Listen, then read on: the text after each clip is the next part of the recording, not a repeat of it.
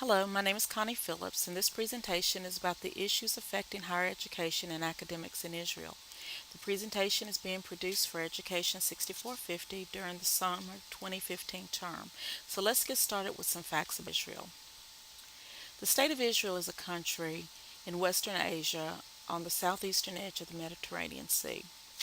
The country is about the size of the state of New Jersey with a population of 8.9 million people, and it's the home to immigrants from more than 70 countries. And although it's geographically located in Africa-Asia continent, it's considered to be a European country, and it has a parliamentary democratic system in which the party who has the greatest representation in the legislature forms the government. And currently its leader is the prime minister, and in this case it's Benjamin Netanyahu, and he's a member of the Knesset and the chairman of the Likud party. Now, Asia is 1/8 of 1% of the Middle East, so it's a very tiny place in comparison to all of the other uh, places in the Middle East, but it's a very powerful place as well. It's always drawing attention from all over in the news. Israel's religion system is set up of three major faiths within the country, and that's Judaism, Islam, and Christianity. And tourists from these and other religions frequently visit Israel. In fact, it's a major money builder for Israel. They bring in a lot of revenue. In Israel's education system, the Ministry of Education, Culture, and Sport supervises the education system, and the primary language in the schools are Hebrew for the Jewish schools and Arabic in the Arab schools.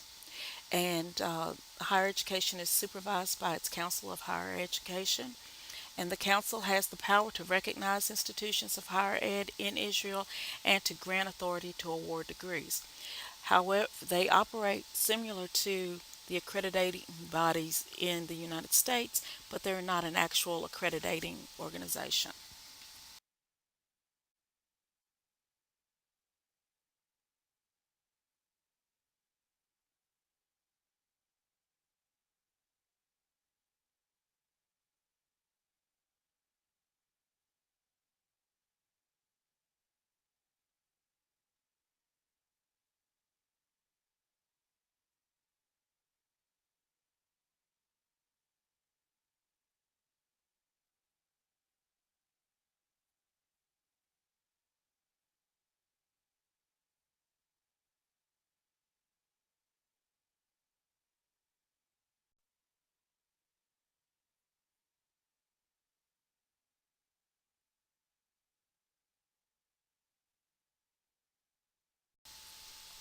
Currently in the news, one of the major things that's affecting Israel is the nuclear deal between Iran and the U.S. and the other players of the UN. And Israel is against it. However, it looks like the United States may be going to have a vote this month in which they will make its stand concerning this issue. President Obama believes it to be a good thing, while Prime Minister Netanyahu and the ministers within his cabinet are making a public statement opposing their support. Israel's finance ministry plans to cut its space budget by reducing supplemental expenditures by about $70 million from higher education's budget for this fiscal year. And overall, the reduction to the education's ministry is estimated to be about 720 million shekels. Now, in 2013 and in 2014, there were additional cuts to the budget, and university presidents, students, and staff are protesting these slashes in the budgets because it does affect them drastically. Um, the university presidents have been directed to provide a 5 year plan, but they believe that this is going to be hard for them to do since they're cutting their budgets again and they they've got to be able to make ends meet. Now, another issue that's had major traction in the news uh, is that there have been various agencies that have joined forces to boycott Israel's academics and their institutions due to a perceived discrimination and oppression against the Palestinians. And so this is going to be our focus for the rest of this broadcast.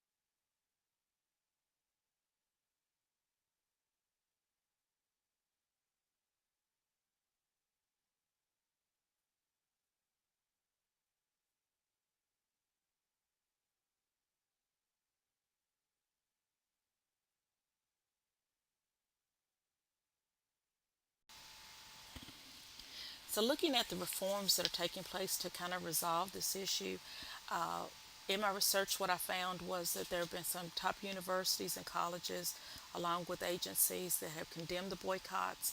In fact, the American Council on Education and the Anti Defamation League all both have condemned the boycotts, saying that they violate standards of academic freedom and non discrimination as upheld by the institutions of higher ed, and they call it a systematic discrimination.